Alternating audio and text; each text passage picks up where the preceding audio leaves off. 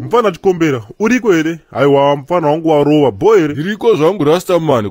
But wonaka, even kachikanzori busy zvinengeka, unongopota kwa uchingoburukira so uchingopretenda uchika na one day zvaro. Wobva ungachi, akuzongoonawo madhara ako. Boys bye pamunozoya muda kukwereta mazeuku kana magearbox enguruveka. Ndo patinozokunyimaka motikari nzi masango atifuratira. Ndirimo muzvira Rastaman. Zvanhasi kandambofuma ndichiwacha marangizha unongoziya zvedu zvechibhashura kuti tisana mbomzi tisana mudhara waiziya. Wekwamutoko wadi mukomanako okuya paharara ane 29 years airima madomasi paruzevha apo. Yenekweyo ndori basa nazvoba musoro wako nomapomopomo ndo uri kukufuririra wazvacho wamagumbezi kanyasi hausanga wakaguma kuya washa 2019 bayire mazuva wakaenda kowega mutukudzi wakazodzoka papera masvondo mairi paya. Getawe imhaniwe ndiretenge risingatodi kuriwacha kwacho because ukariwacha harinenge risingazodziyaka. Saka kudai nekudai soka inyaya yekungoti kapane muzukuru wandiri kudai so saka ndinoda kuti paanozouya kubheswe mukomana kazvizoita kuti asvike rangizha richinhuhwa waibata. UPA sha pane mwana wagulezi wangu mukoma wamhomuzi wangu akatobva kujoza last week achiuya kuChristmas. Aiwa boys mwana akanaka yeye. Saka zvamanje ndiri kutofambira nyaya dzacho kandira kutomulaina zvenguva inoi.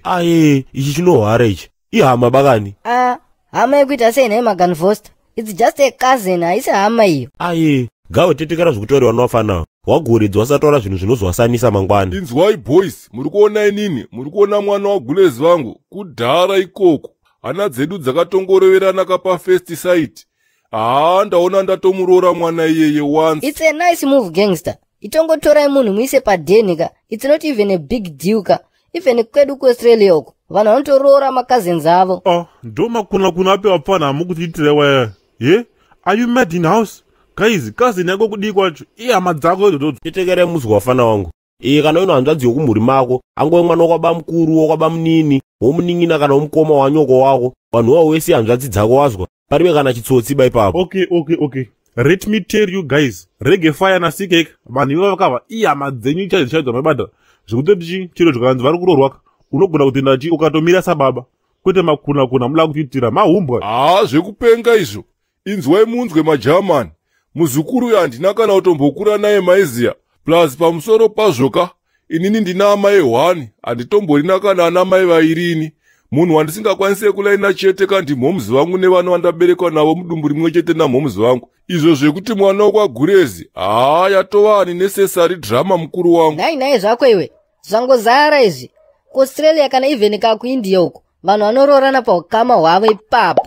Manje kuno kuAfrica ma1 apa gayaka unenge uine makazini minzwa asekuru woona vakutotorwa nezvimafesi zvisina kana direction isusu tichingofira kunzi tiri hama.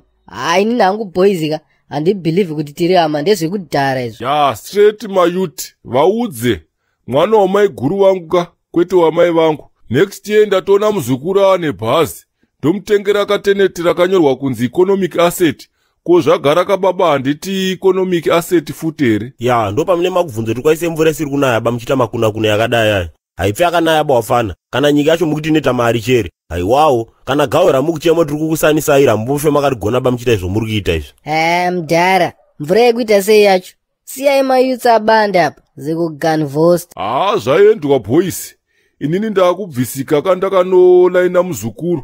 Ndakanotokonyora chibage chinyoro shotire ipapo. Apa king yamasasaka ndochigai manje. Ndichitongobva panapa ndakutonofonera mwana watetezi yangu akasara kuAustralia uko ndimupropose.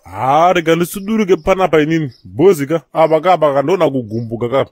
Anengambogare fucking rubbish yakadai so. Komeshanyi yako shaka gani. Openga ndeko baya paneka asegai kumachechi wonje fara